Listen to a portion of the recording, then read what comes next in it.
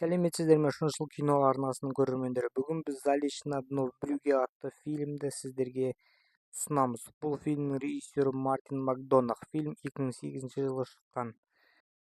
Фильмнің сюжеті бойынша Рэй мен Кен Лондонда жасалған сәтсіз қылмыстарының кесірінен Брюггеге келеді. Ол жерде Рэй байқаусызда шіркеу қызметкерін өлтірем деп 5 жасар баланы өлтіріп алады. Сондықтан екеуі Брюггеге келіп жасырынуға мәжбүр болады.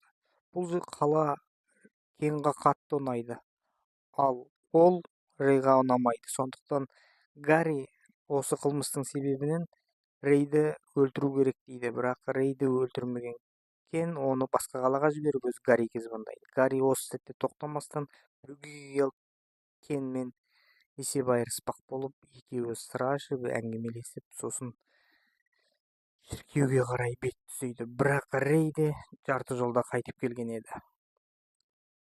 Бұрынғыдан бері бір-бірін атысып жүрген екі дос осылайша қастарға айналады.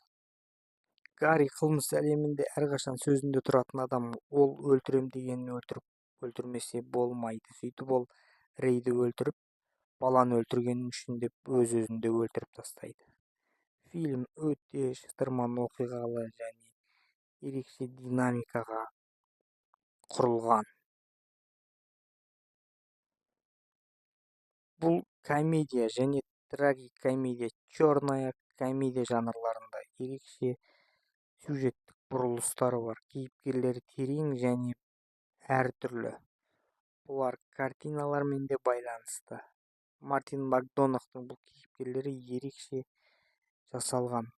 Церковьта да, жай өмірде де бұлар тек қылмыскер емес, сонымен қатар өздерінің ішкі әлемдеріне терең үңіле білетін жандар. Рей өзіне бала өлтіріп қойған үшін жанын жегідей жеген қайғыдан арыла алмайды. Ал Кен болса осыны өте жақсы түсініп, бұл жас жігітке көмектескісі келеді. Себебі Рей шіркеу қызметкерін өлтірем деп байқаусызда бала өлтіріп қойған еді. Бұл ол үшін өте ауыр жағдай болды. Ол Хлоя есімді қызға ғашық болып, сонымен кездесіп жүреді және 2 қабат әйелді қонақ үйде қорғайды. Есірткі тауып алады және өз өлейін деп жатса да басқа адамдарды қорғауға оның ойын өзгертуге тырысатын адал жігіт. Кен досын құтқарамын деп досын ескерту жасап, оны басқа қалаға шығарып салуға аман қалу үшін барын салғанымен, ол да оқиғаның соңында өлім құшады. Гарри болса бұл қылмыс әлемінде өзінің сөзінде тұратын әділеттілікті бір жақты қабылдаған гангстер.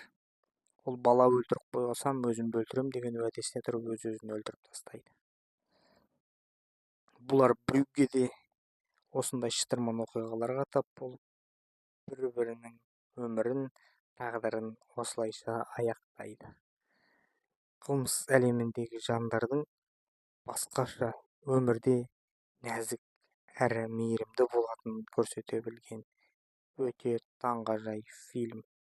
Әркімге көруге тұрарлық. Фильмнің атмосферасы, камералық қозғалыстары, операторлық жұмысы, дыбысы, музыкасы бәрі үйлескен.